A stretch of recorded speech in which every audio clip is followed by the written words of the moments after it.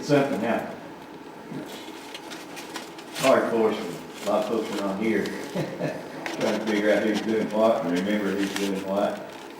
But I think all the classes are covered, so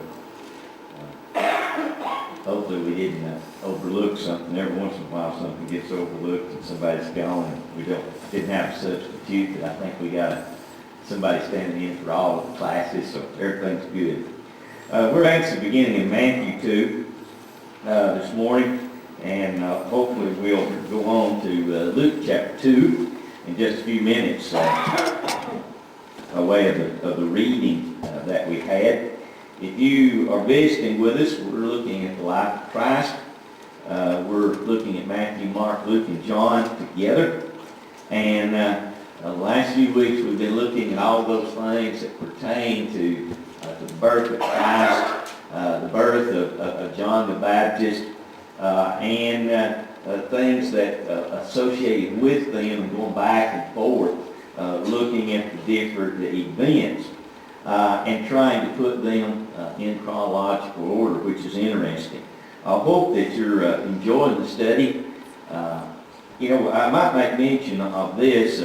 Somebody walking in made me think about that. But we've been recording the Sunday school class, and we're also recording all of the sermons now. So they're on YouTube if you want to watch. I know the last 4 Bible classes or so are there. So if you want to go on there, it's just simply under Dayton Church of Christ. And I've watched a little bit of it. It seems to be going pretty good. Not all of them may be there. Tom Reed is doing that for us, and I don't know if didn't see Tom this morning, so we may not have this morning's lesson, but most of those are on there. So, and if you miss worship service, then you can go on there if you want to catch up and find that out. Any questions, any comments before we dig into this morning? Okay, in Matthew chapter 2, we have the coming of the wise men, or the Magi, maybe what your translation says. And one of the things that we find from this particular section, somewhat as a sideline, is some dating of some of these particular things. Herod the Great is the Herod that is mentioned here, and he's the one that tried to of course, killed baby Jesus when he learned that there was another king. And he evidently was concerned about the king here upon this earth, per se.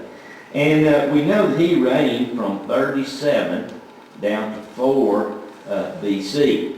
And we have to keep in mind that we're working our way down to 0 and then up to where we are today. So we know particularly his reign from some of the ancient records.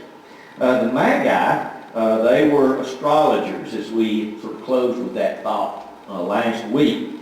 They specialized in medicine and natural sciences.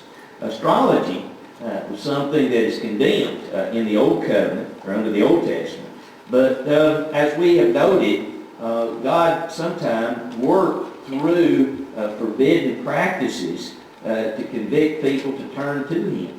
We notice that particularly in the prophets. We notice that He would use folks that were more wicked than the people that He was bringing punishment upon. And He would use the more wicked to bring judgment there. It did not mean that those folks would not be held accountable, but sometimes it worked that way. Another example is 2 Kings 17:6 and 1 Samuel chapter 28, verses 1 through 20. And I think one of those has reference to a person that was a witch or claimed to be a witch, and God used them to teach the particular lesson that he was trying to teach. So these wise men, I think sometimes it's a little bit like what we mentioned last week with the shepherds. You just have in your mind this thought or concept about the shepherds and dealing with the sheep, and I always just thought of someone that was kind and understanding. But actually, the shepherds in this particular day did not have the best of reputations. They were pretty rough, sort of uncouth, as it were. And as a result, the Jewish courts would not allow them to testify as witnesses. Evidently, they were pretty much recognized as folks that would lie and not really tell the truth. Sounds like today, doesn't it? So the shepherds didn't have that great of a reputation in this particular day. You think about the wise men, and I guess in my mind, I've always thought, well, here's somebody that was so interested in Christ, and they would make this trip, and they brought these gifts, and yet their occupation was likely something that was not pleasing to God. Now, if you look on down to verse 7, it says, Then Herod, when he had secretly called the wise men, determined from them what time the star had appeared. So Herod is trying to figure in his mind exactly how old Jesus would be and exactly when he was born. We have noted that even today, with the research that's been done, we don't know when exactly Jesus was born. Especially, we don't know the particular day or the particular week or the particular month. We can determine fairly close the particular year in knowing that this particular Herod died in 4 BC. So Jesus had to have been born before that, probably in 5 or 6 BC. And that fits in reference to Jesus beginning his personal ministry, maybe somewhere around 26 or 27 AD, and Jesus would have been 30 or in his early 30s at that particular time. So it's likely that Jesus was born somewhere in 5 or 6 BC, and Herod calculated that. And that's why when he had the little boys put to death, the little baby boys in Bethlehem, he went from 2 years and under. He evidently allowed to make sure, beyond a shadow of doubt, even if his calculations were not accurate, he wanted to make sure that he destroyed the Christ child. Anybody with a thought there? Okay? Also, back up in verse 4, and when he gathered all the chief priests and scribes and people, you're talking about Herod, he inquired of them where the Christ was to be born. So he gathered these teachers, these scribes that served in this particular time of Jesus, and they served many times as lawyers as well. They were pretty well versed in the Old Testament scriptures, the Old Testament law. And it's interesting that they were aware of the prophecy, the fact that Jesus was to be born in Bethlehem. So they were accurate there, and thus they could give Herod at least an idea of the location, and we know that they were precise in giving that location. On down in verse 11, it says, when they had come to the house, so the wise men found the house, and it is interesting to note that they were in a house now. They were not in the manger area, okay? So they moved from there. Yes, ma'am. I'm in Matthew 2. I'm sorry. I mentioned it a minute ago, I should have mentioned it again there. But I'm in Matthew chapter 2, and we're looking at verses 2 through 12 here. And at this point, I'm down in verse 11. I'm jumping back and forth, probably as you heard there. If I lose you, just do what she did, because we are sort of jumping around here. Now, in verse 11, we note that at the time the wise men came. If you notice in a lot of the pictures that you will see today, you'll have the supposed wise men. Where are they? They're at the manger, aren't they? In a lot of the pictures and a lot of the stories that are done around Christmas time. Well, they didn't go to the manger. The shepherds did, because they went right after the birth. But the wise men, by the time they got there, the family had moved into a house, likely a rented house. And again, another one of those things that indicates the inaccuracy. And Jesus very well could have been, 2 years old at this particular point, somewhere likely in that time frame.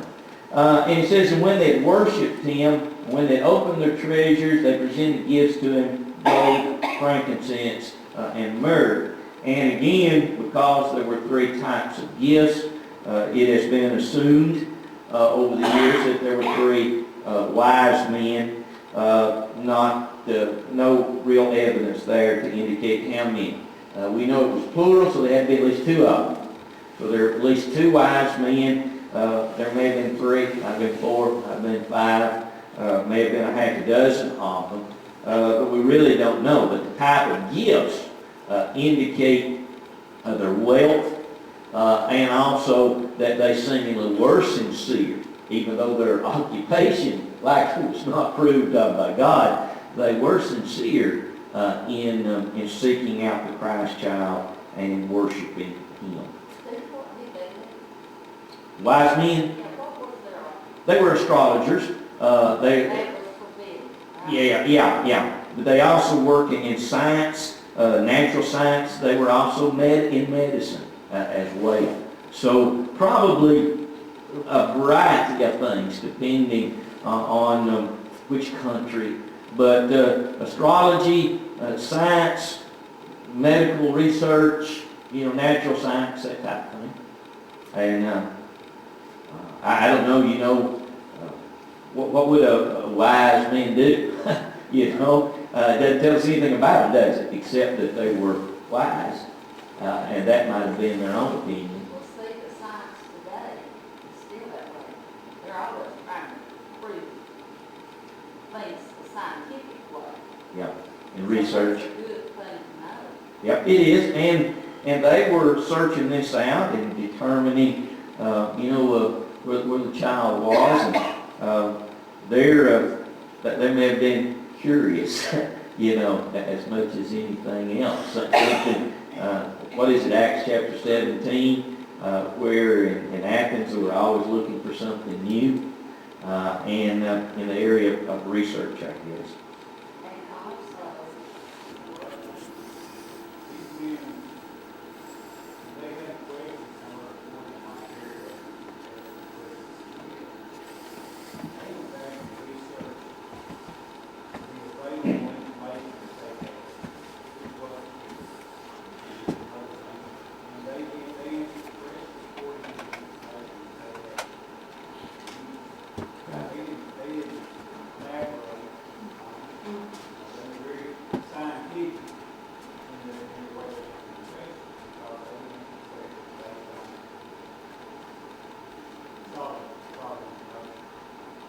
Good point.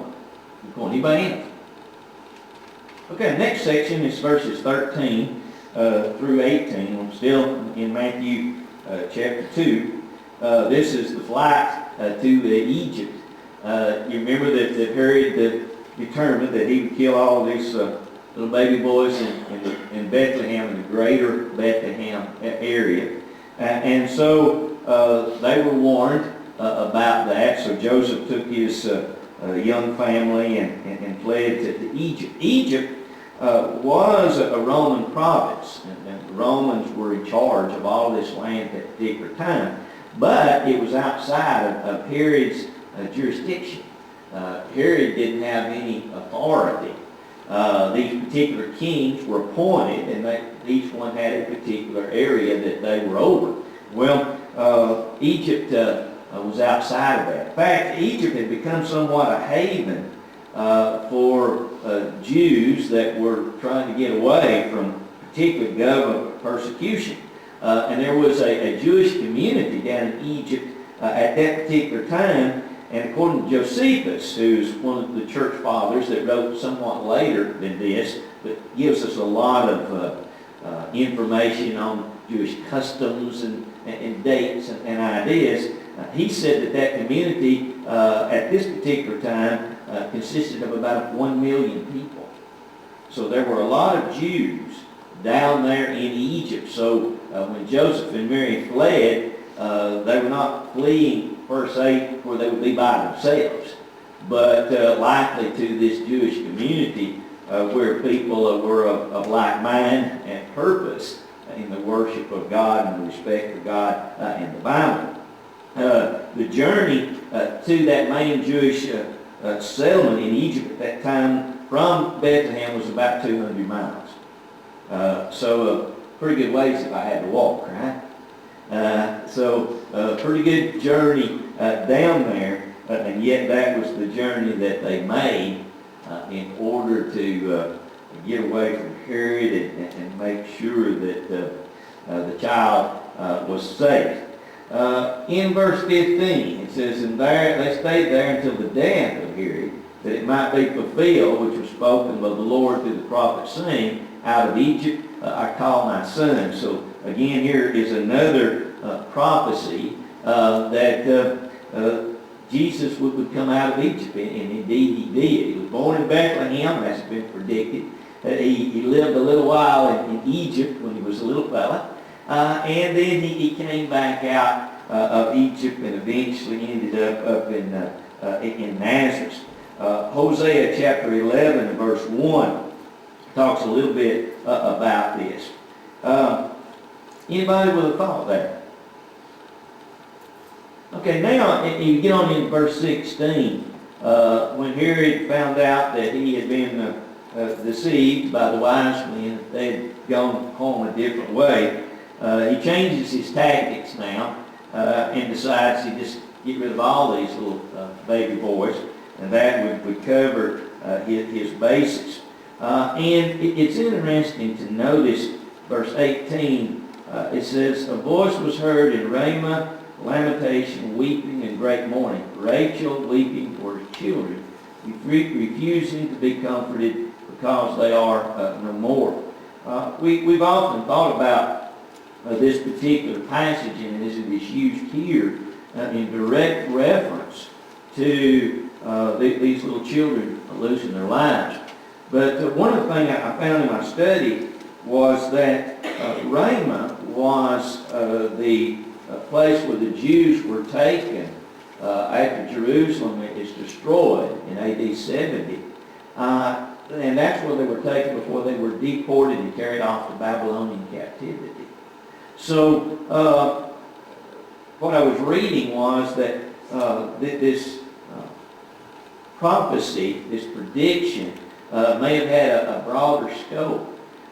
It does have an application, it seems, to these little children losing their lives, but it may also have had a broader scope to the loss of life among the Jewish people and some of the heartache that was eventually going to come. So it says Rachel was weeping for the innocent lives that were lost here, but also may have had an application to the terrible loss of life later when Nebuchadnezzar came in and destroyed a lot of lives and then carried people off to Babylon.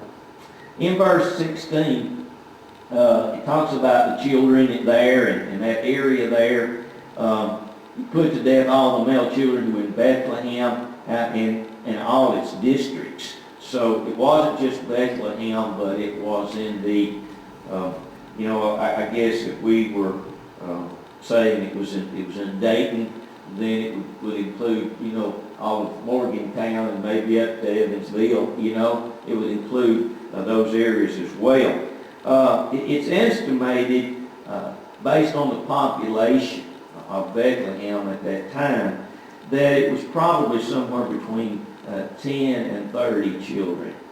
I don't know about you, but I had never researched that, but I had always thought of it was maybe, 200 kids. But just wasn't that many people there. Bethlehem was a very tiny little community at that time. So, we don't know, but likely somewhere in that range of 10 kids up to 30. But if it only been one, it'd been a terrible thing, wouldn't it? Just a terrible thing. He was mean. He was so very, very wicked. Now his son that came to reign after him turned out to be just as bad. If you get on into the next section there, verses 19 through 23, and finish out this chapter, his son came to the throne, and again, verse 22 gives his name. He was just as bad, if not worse, than his father, and very, very cruel. It's likely that Joseph and Mary stayed in Egypt somewhere around a year. And then they were informed of this change, and they started back, and thus, rather than coming back into Bethlehem, they made their way back to Nazareth.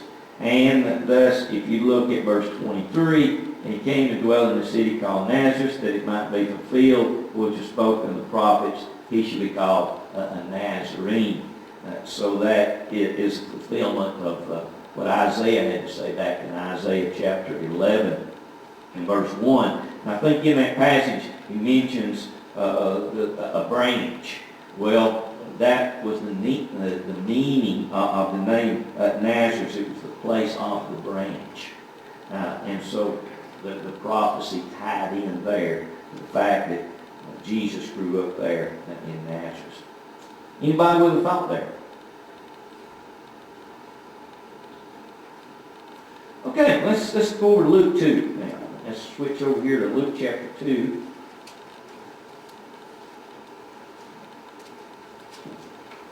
And the text that Don read for us there, we've looked at pretty much all this chapter except for the last paragraph. As we go down to verse 40 to 41. The family returns to Nazareth, and verse 40 says, "And the child grew and became strong in spirit, filled with wisdom, and the grace of God was upon him." I think this says a lot about Jesus, but it also says a lot about Joseph and Mary. Children don't grow in those areas without direction and guidance and teaching and discipline. Jesus obviously was not a normal child, and yet at the same time he was a normal child. He fell down and skinned his knees, and just like you and I did ours. He had to learn to walk just like we did, learn to talk, but he was developing and he was growing, and you can see this verse, and you look on down to verse 52, in closing this section, passages I think that complement each other. He was strong in spirit, filled with wisdom, the grace of God was upon him, and in verse 52, he increased in wisdom and stature, and favor with God and men. So his education was there. He was growing physically, he was growing spiritually, and he was also growing socially. In favor with God, in favor with the uncles and aunts and the neighbors and the fellow down at the meat market. Jesus was developing and growing as any child would do. We don't know much at all about this particular section of his life. We next find him at the age of 12 to 13. So we don't know what happened except from these verses here We know that he was being taught and training was taking place. Anybody with a thought there?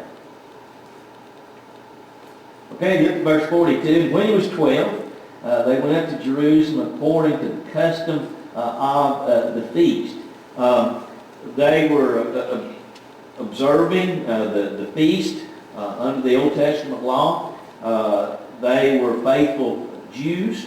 They were faithful to the law of Moses. And thus they made these journeys to Jerusalem to observe Passover, Pentecost, and these types of feasts. So again, we know a little bit about the parents. We know that they respected God. They respected God's law. And it was a custom for them to go. And at this particular age, the Jewish boys traditionally prepared to accept the covenant responsibility. You've heard of the bar mitzvah, and that is still done today by Jewish families. The definition is son of the commandments, and it's a ceremony that takes place somewhere 12 to 13. I think it's practiced today more at the age of 13, somewhat of a commitment or a recognizing that the boy is ready to begin to accept responsibilities that will apply to him under the law of Moses. That's probably why we sometimes think of that age as being somewhat related to the age of accountability.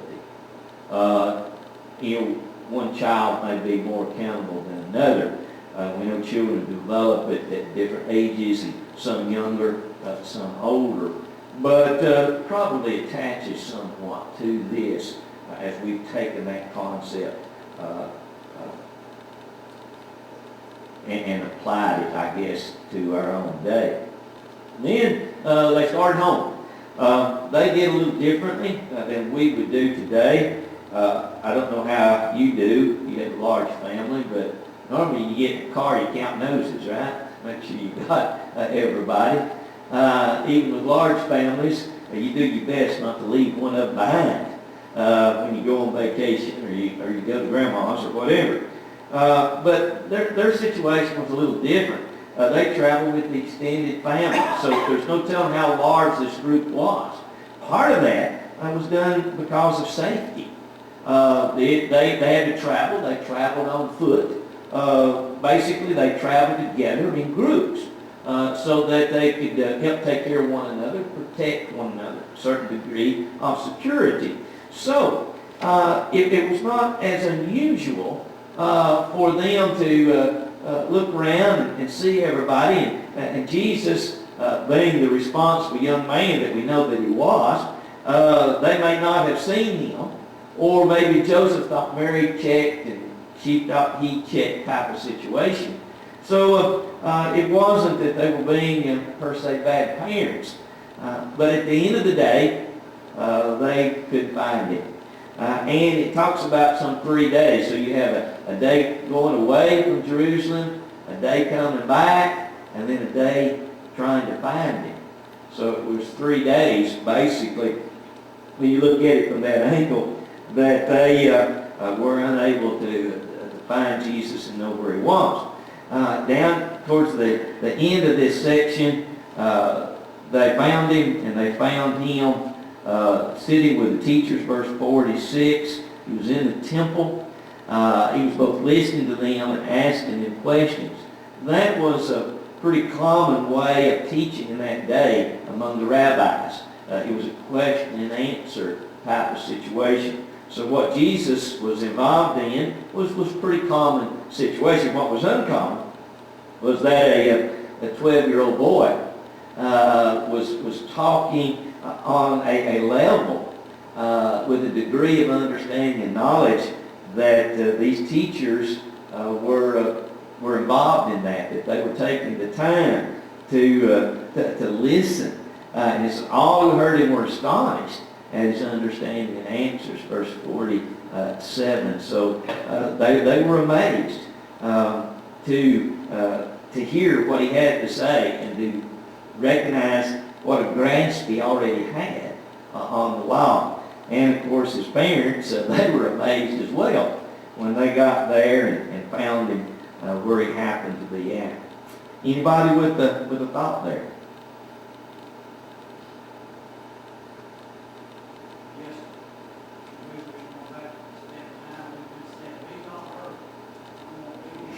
Yeah.